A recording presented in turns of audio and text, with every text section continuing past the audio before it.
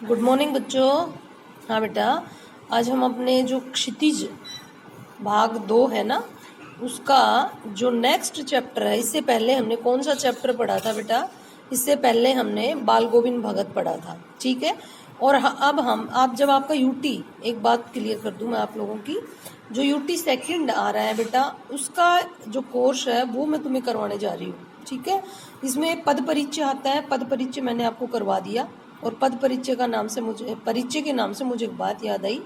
आप लोगों को जितने भी कल मैंने असाइनमेंट के रूप में क्वेश्चंस दिए हैं, उन क्वेश्चंस में अगर कोई भी डाउट है, कोई परेशानी है, तो आप पर्सनली मुझे कॉल करके मेरे से पूछ सकते हैं, ठीक है। लेकिन उनको कीजिएगा जरूर, ठीक है बेटा। एक बार और प्रैक्टिस करवा दूंगी मैं उनकी, लेकिन फिलहाल तो हमें ये थोड़े चैप्टर वगैरह करने हैं, ठीक है। तो अगला चैप्टर है हमारा बेटा लखनवी अंदाज, ठीक है। क्या है? लखनवी अंदाज। अब इस लखनवी अंदाज जो गद्य है, इसके राइटर का नाम है बेटा यशपाल। क्या नाम है? यशपाल। बहुत अच्छे उपन्यासकार है यशपाल, मार्क्सवादी उपन्यासकार है यशपाल। मार्क्सवादी मतलब जो शोषक और शोषित के बीच की खाई, ठीक है बेटा, जो मजदूर किसान, इन पर जो अत्याचार हो रहे थे उस टाइम पीरियड के हैं ये, ठीक है। तो यशपाल के बारे में आप अपने आप से थोड़ा सा पढ़ेंगे। अब हम केवल और केवल ये लखनवी अंदाज चैप्टर है, कहानी है, इसके बारे में पढ़ेंगे। एक व्यंग्य है ये, एक व्यंग्यात्मक कहानी है बेटा।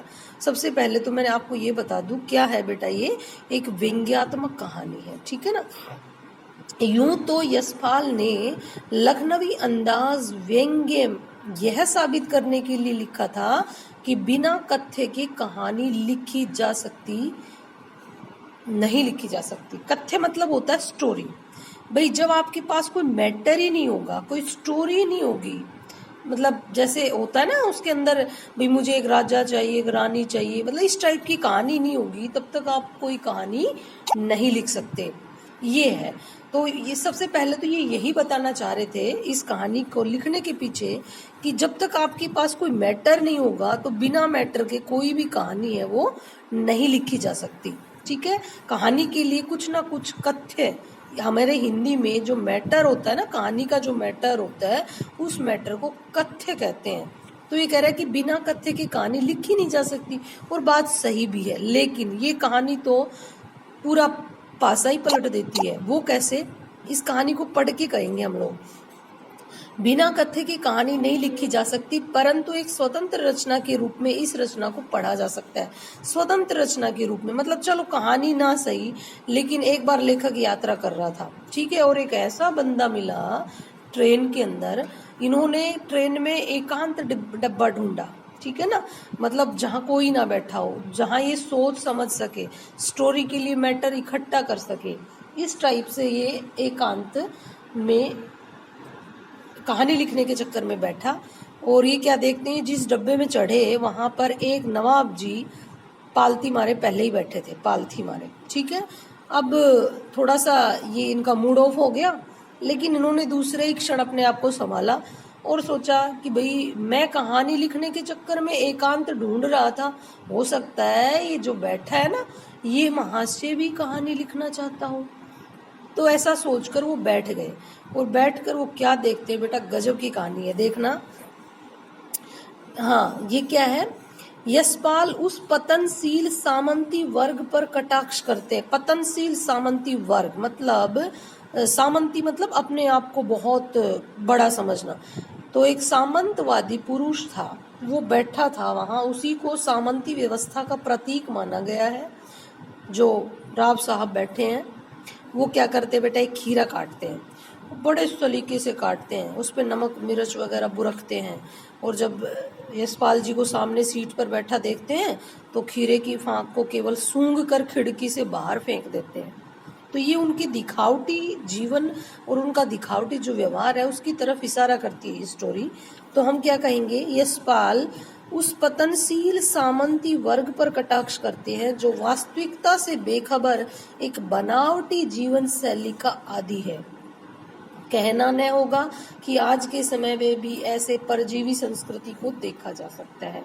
मतलब दिखावटी जीवन जीने वाले लोग आज की दुनिया में भी बहुत मिल जाते हैं। ऐसी ही दिखावटी जीवन जीने वालों पर व्यंग्य किया गया है। किसके द्वारा?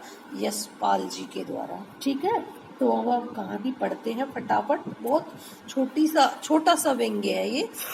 ठीक है, तो ये देखो, अल्लाह देखो बेटा, मुफस्सिल की ट्रेन चल पड़ने की उतावली में फुकार रही थी। मुफस्सिल का अर्थ क्या होता है बेटा? मतलब जिसमें किराया कम लगे या बिल्कुल भी ना लगे।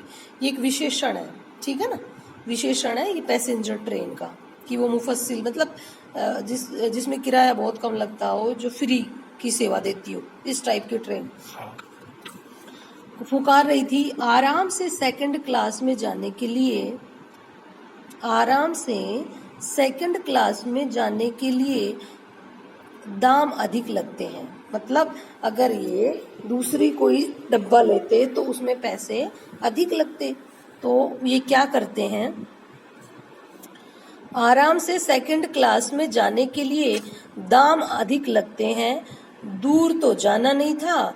भीड़ से बचकर एकांत में नई कहानी के संबंध में सोच सकने और खिड़की से प्राकृतिक दृश्य देख सकने के लिए टिकट सेकंड क्लास का ही ले लिया। अब कह रहा है कि वो सस्ती ट्रेन थी, पैसा वैसा तो इतना लगता नहीं था। तो ये बोलने वाला कौन है बेटा यहाँ पे? एक बार मुझे एक बात बताएंगी, बाद में समझाऊंगी मैं। बोलने वाले लेखक ही है बेटा यहाँ पर, ठीक है, यहाँ पर बोलने वाला लेखक है। तो हम लेखक ही खुद ही बता रहा है ये कि भाई ज्यादा पैसे तो लग नहीं रहे थे उस सेकंड क्लास के, और फिर खिड़की विड़की, वैसे तो कॉमन जो डब्बा होता है उसमें तो धक्कम धक्की रहती है, इसीलिए उसने सेकंड क्लास का डब्बा ले लिया ताकि मैं खिड़की से प्राकृतिक सीन भी देखता रहूंगा और एकांत में। क्यों भाई, बाकी तो फ्री फंड का है, इसमें थोड़ा किराया लगेगा तो फ्री में ज्यादा भीड़ मिलेगी और इसमें भीड़ नहीं मिलेगी, तो इसलिए उन्होंने सेकंड क्लास का डब्बा खरीद लिया। अब प्रश्न ये बनता है कि लेखक ने सेकंड क्लास के डब्बे को ही क्यों चुना? एक तो लेखक को कहानी लिखनी थी, लेखक को एकांत चाहिए था। एकांत क्यों चाहिए था? क्योंकि वो कहानी लिखना, फिर वो खिड़की से प्राकृतिक दृश्य को निहारना चाहते थे ये, ठीक है, फिर किराया भी ज्यादा नहीं था। कई कारण है, ये सारे कारण आप बता सकते हैं, ठीक है। गाड़ी छूट रही थी। सेकंड क्लास के एक छोटे डिब्बे को खाली समझकर जरा दौड़कर उसमें चढ़ गए। कौन चढ़ गए बेटा? लेखक महाशय चढ़ गए। अनुमान के प्रतिकूल डिब्बा निर्जन नहीं था। अरे लेखक ने क्या सोचा था और क्या हो गया? लेखक तो सोच रहा था कि सब फ्री वाले डब्बे में, कॉमन डब्बे में ठूसम ठूस जाएंगे और सेकंड क्लास का डब्बा मुझे बिल्कुल खाली मिलेगा, लेकिन नहीं, निर्जन। निर्जन मतलब बिना जन के नहीं था। मतलब इसका मतलब ये उसमें कोई ना कोई बैठा है। एक बर्थ पर लखनऊ की नवाबी नस्ल के एक सफेद पोश सज्जन बहुत सुविधा से पालथी मारे बैठे थे। हम कहते हैं ना आलती पालती, ऐसे पलाथी पालथी मारे बैठे थे। कहते हैं लखनऊ का कोई बंदा था जो दिखने में बड़ा नवाबी लग रहा था, वो बैठा था उससे, लेखक से पहले। सामने 2 ताजे चिकने खीरे तौलिए पर रखे थे। अब कहानी शुरू होती है बेटा। देखो, पहला प्रश्न तो यही आ गया कि लेखक एकांत में सफर क्यों करना चाहता था? क्योंकि उसको अपनी कहानी के लिए कथ्य चाहिए था और इसीलिए वो एकांत चाहता था। किराया ज्यादा नहीं था। खिड़की से प्राकृतिक दृश्य निहारना चाहता था, ठीक है। और इसकी आशा के विपरीत डिब्बे में कौन थे? भाई लखनऊ की नवाबी नस्ल के एक सफेद पोश सज्जन बहुत सुविधा से पालती मारे बैठे थे। सामने 2 ताजे चिकने खीरे तौलिए पर रखे थे। डिब्बे में हमारे सहसा कूद जाने से सज्जन की आंखों में एकांत चिंतन में विघ्न का असंतोष दिखाई दिया।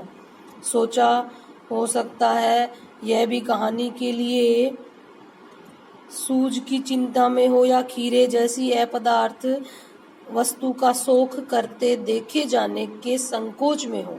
अब ये क्या कह रहे हैं अब जब देखा कि एक लखनवी अंदाज में एक बंदा बैठा है और जैसे ही लेखक उस डब्बे में चढ़े तो उसकी भौहें सिकुड़ गई, मतलब उसने नाक चढ़ाया, अरे यार ये कौन आ गया, मुझे तो एकांत चाहिए था। तो लेखक सोचता है यार मुझे ही एकांत थोड़ी चाहिए, और भी बंदे हो सकते हैं जिनको पता नहीं किसी कारण से एकांत चाहिए। या ऐसा भी हो सकता है खीरा एक बहुत मामूली चीज होती है और उस खीरे जैसी चीज को सबके सामने खाने में उसे शर्म आ रही हो, इसलिए उसे एकांत चाहिए हो। ठीक है, कुछ भी लेखक कह रहे हैं, ये उसके भाव बता रहे हैं। नवाब साहब ने संगति के लिए उत्साह नहीं दिखाया। हमने भी उनके सामने की बर्थ पर बैठकर आत्मसम्मान में आंखें चुरा ली, मतलब इसमें भी थोड़ा सा ईगो आ गया। खाली बैठे कल्पना करते रहने की पुरानी आदत है। भाई ये तो कहानी लिखने वाला बंदा था, अब ये नवाब साहब क्यों बैठा है, खीरा क्यों खा रहा है, और पता नहीं क्या क्या। अब बस ये ऐसे ही इमेजिन करता रहेगा। खाली बैठे कल्पना करते रहने की पुरानी आदत है। नवाब साहब की असुविधा और संकोच के कारण का अनुमान करने लगे। संभव है नवाब साहब ने बिल्कुल अकेले यात्रा कर सकने के अनुमान में किफायत के विचार से सेकंड क्लास का टिकट खरीद लिया हो, और अब गंवारा न हो कि शहर का कोई सफेदपोश उन्हें मंझले दर्जे में सफर करता देखे। अकेले सफर का वक्त काटने के लिए खीरे खरीदे होंगे, और अब किसी सफेदपोश के सामने खीरा कैसे खाएं। मतलब आप कल्पना करने लगे कि ये जो सामने लखनवी नवाब साहब है ना, ये यहाँ क्यों बैठे होंगे। तो भाई हो सकता है खीरा सबके सामने नहीं खा रहे होंगे, एकांत चाहिए होगा उन्हें भी, इस टाइप का उनके बारे में इमेजिन कर रहे हैं ये। ठीक है, हम कनखियों से नवाब साहब की ओर देख रहे थे। कनखियों मतलब बेटा तिरछी नजर करके, ऐसे ऐसे यूं साइड में कोई बैठा हो ना तब यूं नीचे नीचे नजर करके देखते हैं। हम कनखियों से नवाब साहब की ओर देख रहे थे। नवाब साहब कुछ देर गाड़ी की खिड़की से बाहर देखकर स्थिति पर गौर करते रहे। स्थिति मतलब कंडीशन क्या थी, मौसम वगैरह, ये भी तो प्राकृतिक दृश्य निहारना चाहता था। हो सकता है नवाब साहब भी प्राकृतिक दृश्य निहारना चाह रहे हो। ठीक है, आगे देखो। ओह, नवाब साहब ने सहसा हमें संबोधन किया। आदाब अर्ज, नवाब खीरे का शौक फरमाएंगे। अब इतनी देर बाद नवाब साहब ने इनको नमस्कार किया है। नवाब साहब का सहसा भाव परिवर्तन अच्छा नहीं लगा। प्रश्न यहाँ से भी बन सकता है कि लेखक को नवाब साहब का सहसा भाव परिवर्तन अच्छा क्यों नहीं लगा। तो इतनी देर से तो लेखक बैठा था, तब तक तो नवाब साहब ने उनको बोला भी नहीं। जब लेखक गाड़ी में चढ़े तो नवाब साहब ने उनके आगमन पर किसी प्रकार का कोई भाव व्यक्त नहीं किया, और अब एकदम से उनसे पूछ रहे हैं, इसीलिए बांप लिया। आप शराफत का गुमान बनाए रखने के लिए हमें भी मामूली लोगों की हरकत में लथेड़ लेना चाहते हैं। जवाब दिया, शुक्रिया किबला, सो फरमाइए, मतलब आप ही खाइए, मैं नहीं खाऊंगा। आगे देखिए।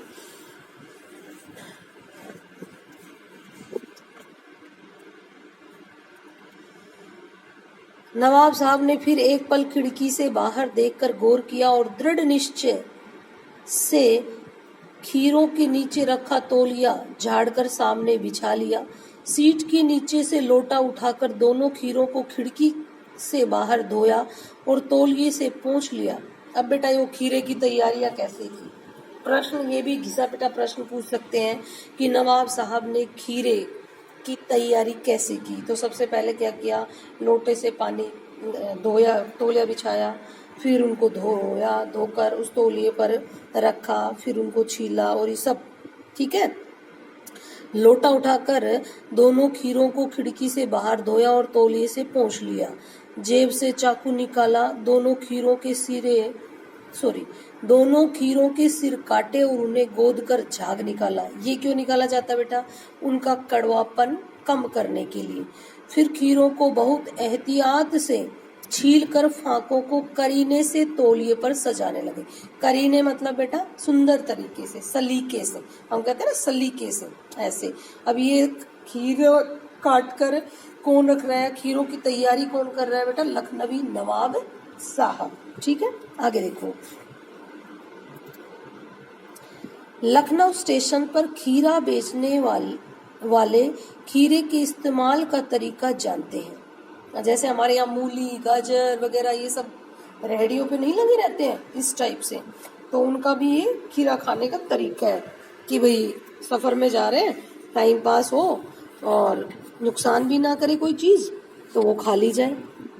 तो आगे देखिए, लेकिन वो बेटा प्रश्न ये बनता है कि वो जैसे नवाबगिरी दिखा रहे थे, जैसे सामंत शाही वो लखनवी बाबू दिखा रहे थे, उस तरीके का उनमें ऐसा कुछ भी नहीं था।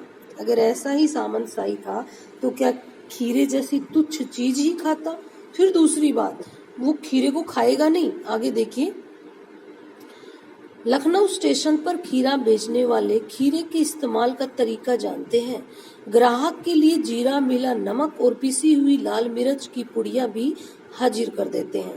मतलब इसने जिससे खीरा खरीदा था ना नवाब साहब ने, उन्होंने इनको उस खीरे पर छिड़कने के लिए जो नमक मिर्च वगैरह जो मसाला वगैरह ना वो भी दे दिया। तो उधर के लोग, लेखक ये बताना चाहता है कि खीरे को खाने का जो तरीका है वो उनका बड़ा मस्त है, ठीक है ना। तो ये भी खरीद के लाया था उन खीरे बेचने वालों से। चलो, नवाब साहब ने बहुत करीने से खीरे की फांकों पर जीरा मिला नमक और लाल मिर्च की सुर्खी बुरक दी। सुर्खी मतलब सूखी लाल मिर्च, जिसमें वो बीज वगैरह होते हैं ना, इस टाइप की, जैसे आप पिज्जा वगैरह पर छिड़क के खाते हैं, उस टाइप की मिर्चें। हाँ भाई, नवाब साहब ने बहुत करीने, करीने मतलब फिर सही तरीके से या सलीके से खीरे की फांकों पर जीरा मिला नमक और लाल मिर्च की सुर्खी बुरक दी। उनकी प्रत्येक भाव भंगिमा और जबड़ों के स्फुरन से स्पष्ट था कि उस प्रक्रिया में उनका मुख खीरे के रसास्वादन की कल्पना से प्लावित हो रहा था। अब इस बात का मतलब क्या है?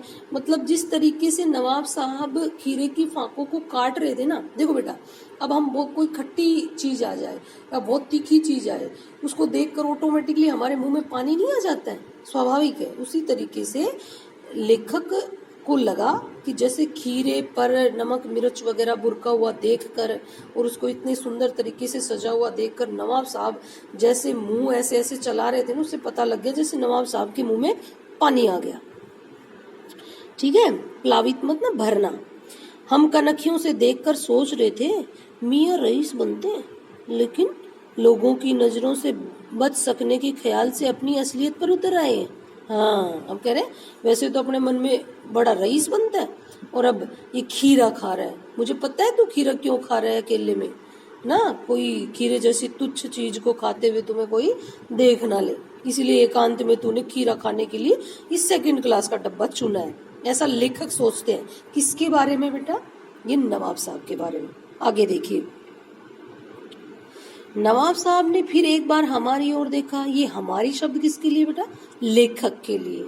मतलब नवाब साहब ने उनकी ओर देखा। वल्ला सो कीजिए, लखनऊ का बालम खीरा है। वल्ला मतलब बहुत अच्छा है जी, खाइए खाइए, ये लखनऊ का बालम खीरा है। ये लखनऊ की खीरे की किस्म है बेटा, बालम किस्म का खीरा था वो। कौन सी किस्म का खीरा था? बालम किस्म का खीरा था। आगे देखिए, नवाब साहब ने फिर एक बार हमारी ओर देख लिया। वल्ला सो कीजिए, लखनऊ का बालम खीरा है।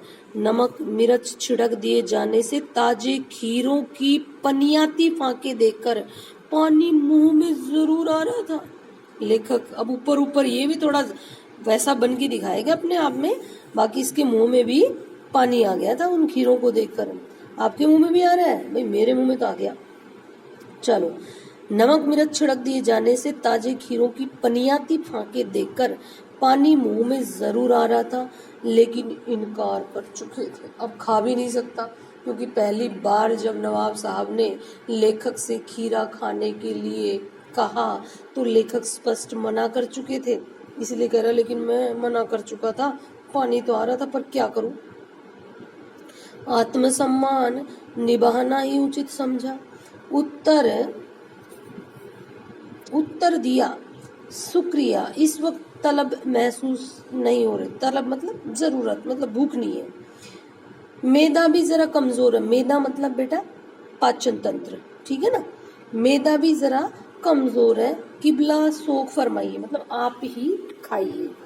मैदा का मतलब होता है बेटा पाचन तंत्र, जो पचने में कमजोर था, उसका पचाने में। सुनो, हाँ आगे देखो, नवाब साहब ने सतृष्ण आंखों से नमक मिर्च के संयोग से चमकती खीरे की फांकों की ओर देखा। खिड़की के बाहर देखकर दीर्घ निश्वास लिया। खीरे की एक फांक उठाकर होठों तक ले गए, फांक को सूंघा, स्वाद के आनंद में पलके मूंद ली। अरे वाह! अब क्या कह रहा नवाब साहब, सतृष्ण, सतृष्ण कहते हैं ना ललचाई हुई आंखों से खीरे की फांकों की ओर देख रहे हैं। अरे फांक तो क्या थी, नमक मिर्च छिड़का हुआ है, उन पर पानी आया हुआ है। अब क्या करे नवाब साहब, खाने के लिए उन खीरे की फांकों को अपने मुंह तक ले जाते हैं और फिर आंखें मूंद लेते हैं। फिर क्या करते हैं भाई,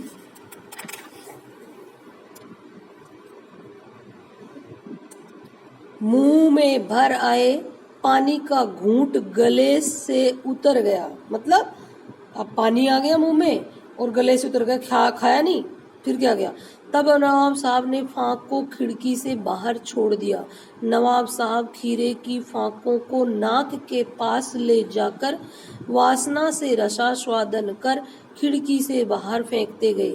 वासना मतलब बेटा चाहत, ठीक है ना, से रसास्वादन करना मतलब किसी चीज का आनंद लेना, मतलब सूंघ कर ही आनंद ले लिया इसने। तो कहने का मतलब क्या है कि खीरे की फांकों को नाक तक ले गए और पानी का घूंट अंदर अंदर गिटक गए और फिर मतलब पेट भर गया उनका, ऐसा उन्होंने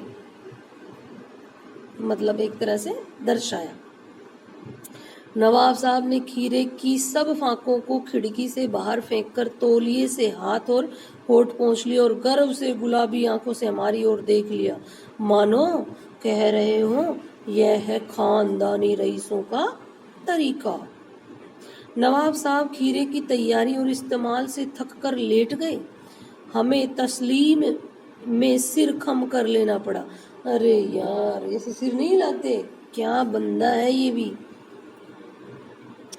यह है खानदानी तहजीब, नुफासत और नज़ाकत। हम गौर कर रहे थे खीरा इस्तेमाल करने के इस तरीके को खीरे की सुगंध और स्वाद की कल्पना से संतुष्ट होने का सूक्ष्म, नफीस या एब्स्ट्रैक्ट तरीका जरूर कहा जा सकता है, परंतु क्या ऐसे तरीके से उदर की तृप्ति भी हो सकती है? मतलब इसको अच्छा जरूर कहा जा सकता है और उसकी नवाबी भी झलक रही है एक तरह से इसमें, ठीक है, लेकिन क्या ऐसे पेट भर सकता है? अब देखो बेटा, अब अपना जो मेन क्वेश्चन था वो आ गया, जब बिना खीरे को खाए पेट भर सकता है तो बिना कत्थे के क्या कहानी नहीं बन सकती? अर्थात बिना कत्थे के कहानी भी नहीं बन सकती और बिना खीरा खाए पेट भी नहीं भर सकता।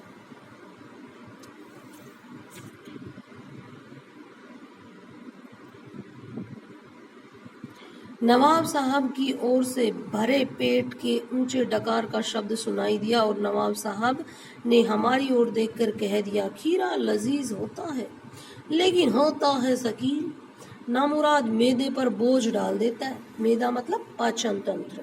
अब वो बोल रहा है, बिना खाए ही एक्सप्लेन कर रहा है कि खीरा कैसा होता है स्वाद में।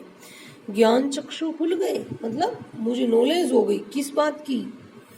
पहचाना ये है नई कहानी के लेखक, मतलब ये लिख देगा भाई, बिना स्टोरी के भी कहानी लिख देगा। क्यों? ये जब बिना खीरा खाए खीरे के स्वाद का विवरण कर रहा है, खीरे के स्वाद को बता रहा है, तो ये तो बिना कहानी के, बिना कथ्य की कहानी भी लिख देगा।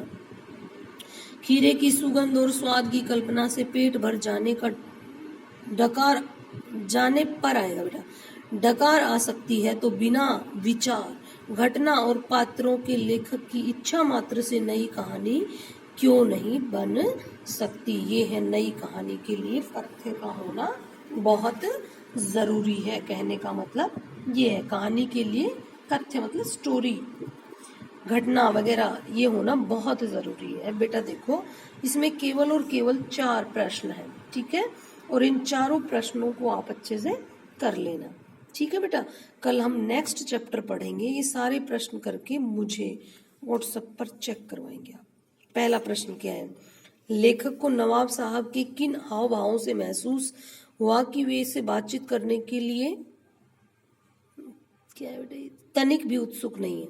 देखो बेटा, जब लेखक डब्बे में, सेकंड क्लास के डब्बे में चढ़े तो वहाँ पहले से नवाबी नस्ल के एक आदमी बैठे थे।